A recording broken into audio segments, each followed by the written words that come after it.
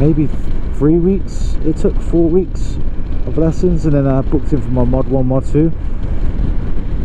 It's gone so fast I actually don't remember, but anyway, booking in for my Mod1 and I do it in Manchester. That was pretty fun. That was the one I was worried about the most, just because you've got an assessor on a car park with you, and he's, you know, with pad and paper watching every move that you make. Like, so annoying. I almost failed, and I almost failed because I didn't do my lifesaver check before I set off to do my U-turn. And then what else did I do? And I just hit, well, I didn't hit actually.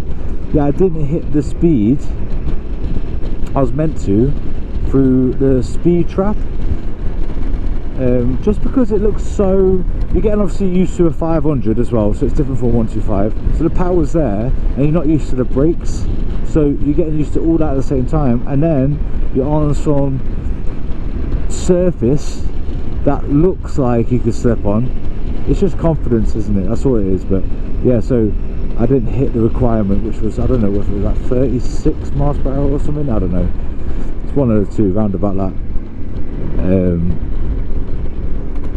Yeah, he's got some beans, isn't he? Yeah, so going back and then finishing, I was sweating, and going into the room to find out if he passed or failed, that was the most intimidating bit I've ever been through, to be quite honest with you. His face has said it all as well. He looked like, kind of like he was pissed off with me.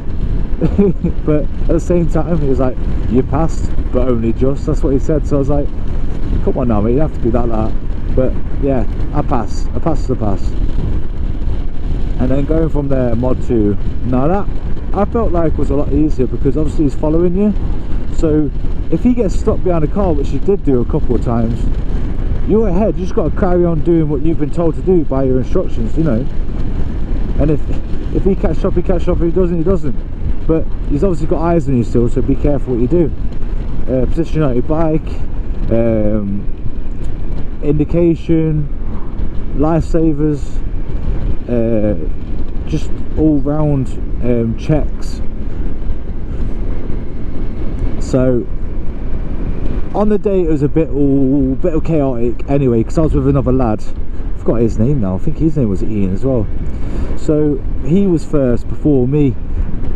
I kind of wanted to be first because I wanted to get out of the way, and then when he came out, I found out like he passed. It puts more pressure on for you then, because you feel like if you fail, that's it, sort of thing. So Ian took me out while the other lad was taking his test, and had a bit of a one-on-one just to give me a boost of confidence. And we got stuck in a traffic jam. A lorry broke down on the A500 where we are, so it's like a bit of a motorway but not a motorway, that's what you call them. And yeah, so he said, Ian goes, are you confident with filtering, because we're going to be late for your test? And I was like, yeah, I'm confident, I've done it a few times. Like, fine. So we did it, and I'll tell you what, it was a good length of cars, like I can't tell you. And anyway, yeah, so I was a bit flat, but at the same time it gave me a bit of confidence as well. Went to the test centre, and yeah, the other lad come out past, and as I went to do mine with a bit of a scare, it went fine. It went completely fine. Did all my checks, did check my speed, you know. He said pull over in a safe space, so pulled over. Did I check what gear I was in? No, I did not change at all. I was still in third gear. Didn't realise that. Yeah, pull away when safe, as you do. I pull away, only to stall it. But when they tell you to, when you stall the bike, as long as you safely and confidently pull away and rectify it, it's fine. But I did it twice. So the first time I thought it was just me putting a bit too much on the clutch, like not giving enough gas. Nope, I did it again. Yeah, so and to be fair, I did it all good. So I do my checks, and luckily the third time I did it. But the guy did say, he says, you're lucky, because if you did it again, I would have had to fail you. So I passed, but only just because, oh my god, it was honest at the time, it was daunting because I thought I failed, and I think it was only halfway through and I was literally like, I failed this. Yeah, I was literally like, I failed this. You know, I'll have to retake it, do it again. But no, I got back and he literally went, absolutely fine, you passed. He said, just let you know though. To be fair, he didn't mention it. I'm the one that mentioned it. I'm the one that said like, what did I say? I think I said like, I'm surprised. That's it, I'm surprised I passed with me stalling twice. He says, don't see why, mate. He said, okay, if you did it a third time, I would have had to mark you down, but you did all your checks safely and you pull away. He says, I had no reason to fail you. I can't tell you how happy I was. I was like, that's it, I'm going home, but I'm literally going to insure myself on my bike, I'm going to get myself ready. And I did. Went straight on my Bandit 600, had a blast as well. So just do everything with confidence and safe. As long as you do that, you'll be fine. Control your bike, control your lane, do your checks, you're fine. Don't think of it too much. Take everything slow, nothing's a rush. You'll be absolutely fine, don't worry.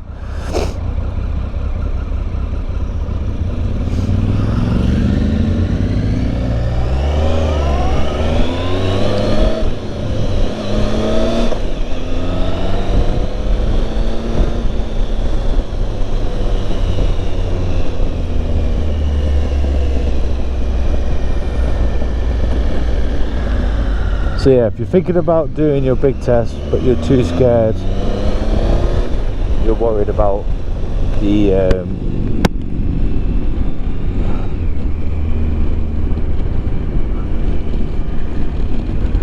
think about doing your big test and you're worried about it, don't be. Because honest, if you've got a 125 or you've been on a 125, the step up to the 500 that I was on, or whatever you're going on, it is a breeze. It really isn't that hard. It's actually easier on a big bike. It pulls its weight a lot easier. You just feel more stable. It is so much easier, but obviously there's potential to do more harm. So as long as you remember that, you should be fine. Just get used to it. Get used to the throttle. I'm still getting used to throttle. I've got the worst wrists in the world. I've got the weakest wrists and they're always in pain. A nuisance, but you should be absolutely fine. Oh my god, gravel on the floor. Yeah, you'll be absolutely fine. It's the best thing I've ever done, and the freedom and the bike community are amazing. I'm not gonna lie, from 125, you know, the amount of people that didn't talk to you or nod to you because you're on a 125 and they're on a bigger bike is a lot, but that's just how it is. It always is like that. Until you go a step up, that's when you notice the difference in the bike community. Like, oh, nice bike, nice this, nice that. Yeah. But yeah, the best thing I've ever done. The gear isn't cheap, but if you go for older bikes, you'll be surprised. The insurance is quite low. I mean, your first year might be expensive, but I think my first year for my Bandit, it was £200, where this, they went down to a 90 the year after that, so it's really cheap to insure. The road tax is like 90, I think it is, and then obviously you got your fuel. So So yeah, it is really affordable if you think about what bike you're purchasing, because obviously if you get an expensive bike, a new bike, that's when things go up in price. So yeah, I hope you guys have enjoyed this episode. I can talk more about it if you guys want to. Just subscribe, like, and then comment down below. Even if you are interested in some other content, just let me know what you all fancy and I'll give it a go, because I run out of ideas. I'm new to this, so I want to entertain, I want to keep guys interested. So yeah, just let me know. Yeah, alright guys, I'll see you guys again. Peace.